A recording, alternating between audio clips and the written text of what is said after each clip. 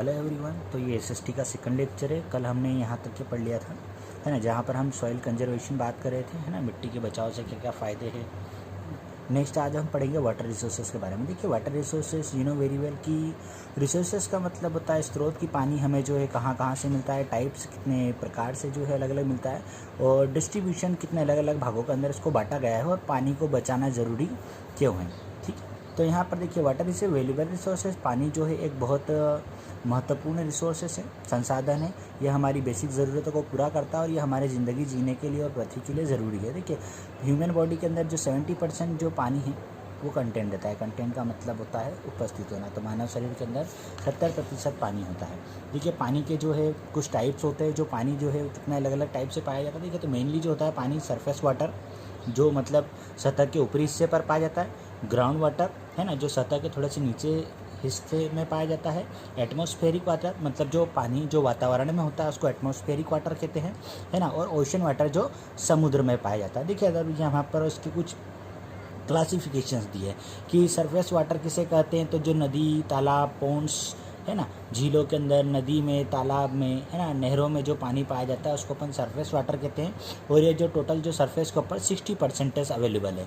ठीक है, ground water की बात करें तो ग्राउंड वाटर क्या है, some parts of rain water is soaked by the land. देखिए कुछ जो पानी का हिस्सा है जो ज़मीन के द्वारा सोख लिया जाता है ना, उसको अपन क्या कहते हैं, ग्राउंड वाटर कहते हैं। ठीक है, और ये क्या हो जाता है, ये अपर लेयर के कम से कम 60% जो है इसकी अवेलेबिलिटी रहती है। उसके बाद में बात करते हैं एटमॉस्फेरिक वाटर। तो देखिए एटमॉस्फेरिक वाटर क्या होता है। एटमॉस्फेरिक वाटर वो होता है जो सूरज की गर्मी से भाप बन के हवा में उड़ जाता है। ठीक है, और वो वातावरण में मिल जाता है। हम इसका इस्तेमाल नहीं करते लेकिन ये वातावरण में पानी होता है। ठीक है, इसको अपन एटमॉस्फेरिक वाटर कहते हैं। ओशन वाटर, तो types of water mainly used in transporting and fishing और इंडस्ट्री। देखिए ओशन वाटर जो समुद्र का जो पानी है उसका जो हम इस्तेमाल सिर्फ जहाज के लाने ले जाने के लिए और मछली उत्पादन के लिए जो इसका इस्तेमाल किया जाता है। देखिए यूजेस ऑफ वाटर, पानी का क्या क्या इस्तेमाल है, यू नो वेरी वेल कि पानी का हम क्या क्या इस्तेमाल करते हैं। पीने के लिए करते हैं, इरिगेशन सिंचाई के लिए करते हैं, पावर जनरेशन, है ना, बिजली को उत्पादन करने के लिए करते हैं, ट्रांसपोर्टेशन मतलब जहाँ जहाँ चलाते हैं उससे हम सामान को यहाँ से वहाँ ले आते हैं, डोमेस्टिक पर्पजेस और रिक्रिएशन, है ना। तो ये कुछ मेजर यूजेस है ना। और सबसे ज़्यादा जो मेन मेजर जो यूजेस है वो है इरिगेशन, मतलब सिंचाई के लिए जो है पानी का इस्तेमाल किया जाता है। ठीक है, problem and conservation of water, तो हमें सभी को पता है कि जो पानी के नहीं होने से क्या क्या समस्याएं उत्पन्न हो सकती है ना, उसको बचाना क्यों ज़रूरी है। तो यहाँ पर कुछ तरीके दिए हैं किस तरीके से जो हम पानी को बचा सकते हैं। To collect the rain water, stop it further draining off. देखिए पानी को एकत्रित करना और उसको बहने से रोकना, ये एक तरीका है जिससे हम पानी को बचा सकते हैं। Scientific management resources of river and watershed minor और मेजर। देखिए साइंटिफिक तरीके से नदियों के जो नदियाँ होती है इनके आइट साइड कुछ बाउंड्रीज बना देना। ठीक है, ताकि ये जो पानी ये बहकर व्यर्थ ना जाए, चले जाए, है ना। तो उसके बाद prevention of water resources of pollution, पानी को गंदा होने से बचाना। देखिए अधिकांश क्या होता है कि अधिकांश छोटे गाँवों के अंदर क्या होता है कि जो नदी, तालाब या ऐसे स्थान होते हैं वहाँ पर लोग क्या करते हैं, अपने जो पशु पक्षी होते हैं उसको उसके पास में ले जाकर नहलाते हैं, जिससे जो पानी ख़राब होता है। फैक्ट्री के अंदर जो निकलने वाली जो कार्बन, जितने भी जो ख़राब विशिष्ट पदार्थ होते हैं उन सभी का जो उसको पानी में छोड़ दिया जाता है। ये एक मेन रीज़न है जिससे कि पानी ख़राब हो जाता है। देखिए फॉरेस्ट एंड वाइल्ड लाइफ की बात करें, है ना, इसके यूजेस और देयर कंजर्वेशन की इनके क्या क्या इस्तेमाल है और उनको बचाना क्यों ज़रूरी है। The large area of earth surface is dominances of trees from the natural vegetations are known as the forest. देखिए फॉरेस्ट किसे कहा जाता है कि पृथ्वी का बहुत सारा जो बड़ा भाग जो नेचुरल वेजिटेशन मतलब प्राकृतिक वेजिटेशन से आप समझ लीजिए फल फूल सब्जी या पेड़ पौधों से जो ढका हुआ है उसको हम जंगल कहते हैं, है ना। Forest are the valuable gift of nature. जंगल जो क्या है वो हमारे प्रकृति के द्वारा एक महत्वपूर्ण मूल्यवान तोहफा है। They are the importance natural resources, ये प्रकृति के बहुत ज़्यादा महत्वपूर्ण स्रोत है। इट इज़ असेंशियल, ये हमारे लिए ज़रूरी है। That the original 1/4 of part earth 25% was covered by forest. तो इन्होंने बताया कि पृथ्वी का जो 1/4 भाग मतलब 25% जो भाग है वो जंगलों से ढका हुआ है। But this forest coverage have been recklessly और destroyed by man, agriculture, settlement और इंडस्ट्रीज। देखिए तो अब इन्होंने क्या कर रखा है रिकलेसली, मतलब बहुत ज़्यादा तरीके से जो क्या कर रहे हैं लोग, उसकी निरंतर कटाई कर रहे हैं। तो कटाई करने के कारण जो टोटल जो एरियाज़ है वो 25% है ना, लेकिन बढ़ती जनसंख्या के कारण लोग एग्रीकल्चर करने के लिए, रहने के लिए, सेटलमेंट करने के लिए, इंडस्ट्रीज, औद्योगिकरण डालने के लिए, है ना, तो ये जब इसकी निरंतर कटाई कर रहे हैं तो अब ये कितना बच गया है, ओनली 15%, सिर्फ 15% जो है अब जंगल जो है बच चुका है। ठीक है, तो according to botanical survey, botanical एक सर्वे होता है जिसके अंदर ये देखा गया था कि 47,000 जो स्पेसीज है, मतलब अलग अलग प्रकार के जो प्लांट्स है जो मेनली पाए जाते हैं, out of 5,000 species are found in India. तो 47,000 में से कम 5,000 ऐसी प्रकार की प्रजातियां हैं, जो स्पेसीज मतलब जाति या प्रजाति, तो जो भारत के अंदर पाई जाती है। On the basis of distribution they are the as follows, यानी अगर इसको अलग अलग भागों में बांटे जाए तो ये कुछ इस प्रकार है, 5 इसमें बताया गया है।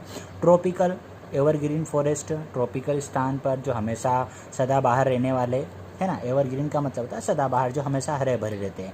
मानसून फॉरेस्ट, है ना, जो कहीं पर वेट मानसून में पाया जाता है, कहीं पर ड्राई मानसून में पाया जाता है। ड्राई वेट मानसून मतलब जहाँ पर मोस्टली जो बारिश होती रहती है उस स्थान पर जो जंगलों का होना, कहीं पर बारिश नहीं होती है वहाँ पर जंगलों का होना। ड्राई ट्रॉपिकल फॉरेस्ट जो हमेशा सूखे होते हैं।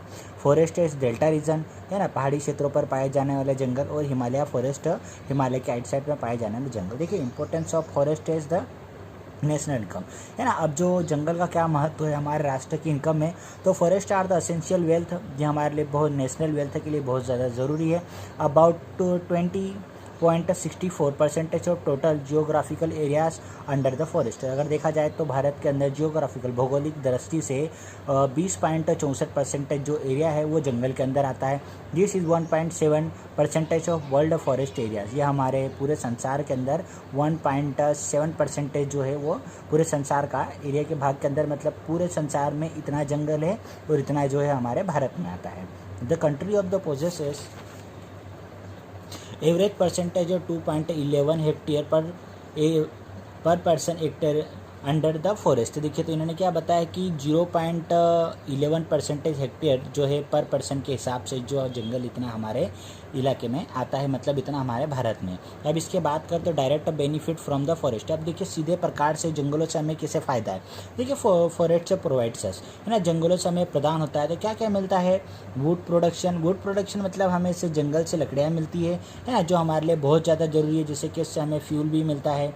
फॉरेस्ट हमें देते हैं लीग, है ना, टीक देते हैं, शॉल देते हैं, शीशम देते हैं। देखिए पेड़ों के नाम है अलग अलग, पाइन, है ना, एबनूस, संदलवुड, चंदन की लकड़ी, एंड दाउदर, है ना। Would is also for the making furniture, जो लकड़ी है उसका फर्नीचर बनाने के लिए भी इस्तेमाल किया जाता है।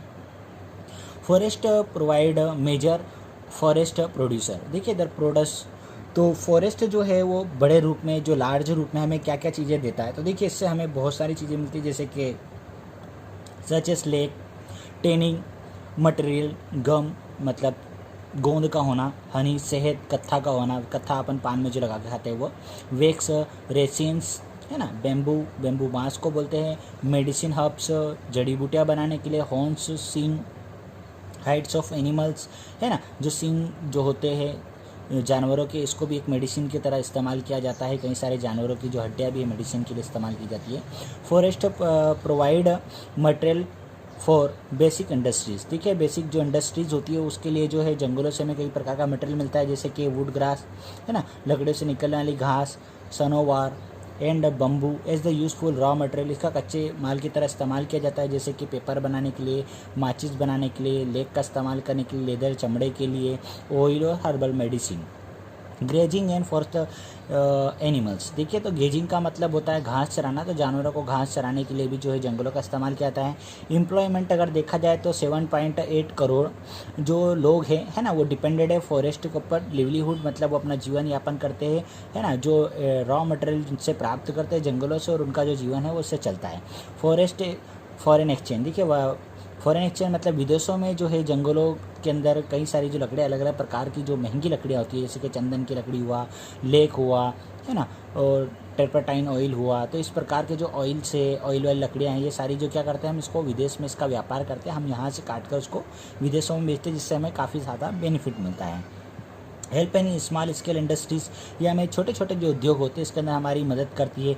जिस तरीके से डेवलपमेंट आर द मेजर और माइनर प्रोडक्ट लाइक तंदू पत्ता, कानी, हनी और वेक्स। देखिए ये सब जो है ये अलग अलग प्रकार के पेड़ पौधों के नाम है ना। हनी तो यू नो वेरी वेल शहद जिसको हम बोलते हैं, है ना। Venue generation, government receive crores of rupees, government को करोड़ों का जो फ़ायदा होता है जंगलों से, है ना। और उससे वो रिवेन्यू लेते हैं, उससे रॉयल्टी लेते हैं। Percentage this of the revenue इस 670 करोड़ रुपीज़ पर मिनिमम। देखिए था तो इन्होंने मेनली जहाँ पर एक छोटा सा आंकड़ा दिया कि 670 करोड़ जो है हमें ईयरली जो है उससे हमें बेनिफिट मिलता है। Indirect benefit from the forest. देखिए अब डायरेक्ट बात हो गई कि मतलब सीधे तरीके से हमें क्या क्या बेनिफिट्स है ना। अब इनडायरेक्ट तरीके से कि हमें इससे क्या क्या बेनिफिट्स है। देखिए तो मेन कारण होता है कि जो जंगलों से क्या होता है कि जंगलों की जो जंगल के अंदर जो लकड़ियाँ होती है ना, तो जो मेनली क्या होता है वहाँ पर जब बारिश होती है तो वो क्या करती है, पानी को जकड़े रखती है ना। और जिससे बाढ़ आने का खतरा है वो टल जाता है, ठीक है। उसके बाद में जो अंडरग्राउंड सरफेस वाटर है ना, तो सरफेस वाटर जब जहाँ पर ज़्यादा पानी होता है उपस्थित, तो क्या करता है सरफेस जो वाटर है वो उसको पूरी तरीके से एब्जॉर्ब कर लेता है ना। और वो अंडरग्राउंड वाटर लेवल की जो क्षमता है उसको वो बढ़ा देता है। Indirect benefits of forest as follows, उसको अभी हम थोड़ी देर से